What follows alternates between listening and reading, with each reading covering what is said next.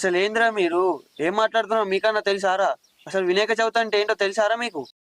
మీకు తెలిసిన వినాయక చవితి అంటే పెద్ద కలర్ వేసిన వినాయకుడిని తేవాలి, డీజే బాక్సులు పెట్టాలి. ఏదో మాట వరుసకు ట్రెండింగ్ గణపతి పెట్టి ఐటమ్ సాంగ్స్, ఊపొచ్చే సాంగ్స్ పెట్టి నైట్ అంతా మండపంలోనే పడుకొని పొద్దున్నే లేచి ఊళ్ళో ఉన్న లేకిళ్ళు అతుకు చిల్లర పంచాయతీలు అన్ని గణపతి కానే మాట్లాడుకున్నాడు.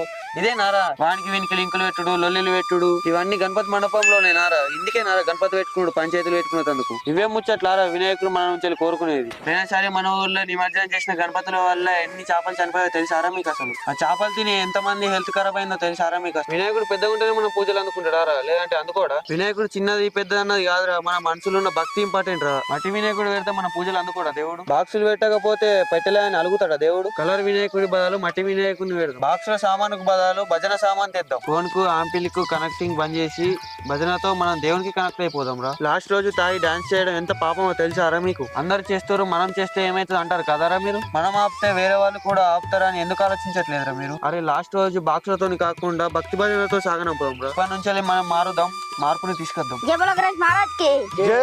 గణపతి బప్పా మోరియా. నౌకరియా.